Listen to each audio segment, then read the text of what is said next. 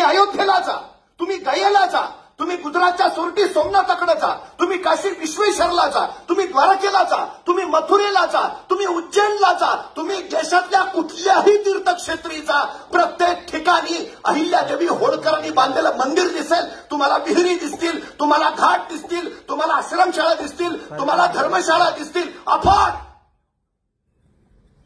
ज्या रस्त्यावरनं जाताना रस्त्याच्या दुतर्फा तुम्हाला वडाची झाडं दिसतील, समजून जा हा रस्ता आणि ही झाडं अहिल्यादेवी होळकरांनी लावलीत.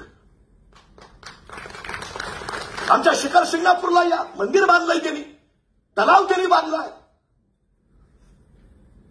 औरंगजेबानं काशीश्वराचं मंदिर उद्ध्वस्त केलं, त्यांनी बांधलंय. परत सोरटी सोमनाथाचं मंदिर मोहम्मद गजनीनं उद्ध्वस्त केलं. पहिल्यांदा गेल्या त्याच्या शेजारी भव्य शंकराचं मंदिर उभारलं, नंतर सोरटी सोमनाथाचा जीर्णोद्धार केला. आज ही सगळी शिखरं पवित्र पावन भगवा ध्वज फडकवताना जी दिसत आहेत, त्याचं कारण फक्त अहिल्यादेवी होळकर आहे, हे आम्ही लक्षात घेतलं पाहिजे. सगळ्यात महत्त्वाचं त्यातून या सगळ्या जतनाचं काम तर झालंच, पण त्यापेक्षा सगळ्यात महत्वाचं काम झालं, प्रत्येकाच्या हाताला काम मिळालं. सुतार, लोहार, चांभार, न्हावी, जोशी, गुरव, वाणी, मुलानी, साळी, माळी, धनगर, कोळी, आगरी, भंडारी सगळी कामाला लागली. अहिल्यादेवींचं सगळ्यात मोठं कार्य आहे रोजगार निर्मिती, उद्योग निर्मिती. अनेक रोजगार उपलब्ध केले, अनेक उद्योग निर्माण केले. सगळ्यात मोठं काम. माणसाकडे दृष्टी असते, दूरदृष्टी नसते. नेत्याकडे दूरदृष्टीच असायला हवी, जी अहिल्याबाई होळकरांकडे होती. विलक्षण दूरदृष्टी. बरं मला सांगा, 84 महालाचं राज्य, महसूल 1.5 कोटी. त्यांनी महेश्वराचा विकास करावा, इंदोरचा विकास करावा. तुम्ही देशभर कुठेही जा, और नेपाळच्या पशुपात मंदिराचा जीर्णोद्धार पण त्यांनी केला.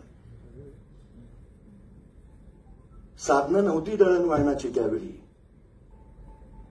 28 वर्षाची कारकीर्द आहे अहिल्यादेवी होळकरांची. तर या प्रत्येक तीर्थक्षेत्रावर त्या पोहोचल्यात आणि तिथल्या या सगळ्या वास्तू त्यांनी उभारल्या.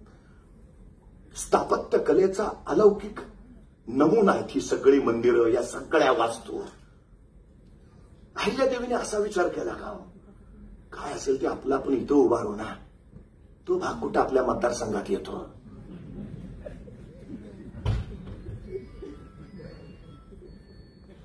नाही ना, ही संकुचितताच नाहीये त्यांच्याकडं.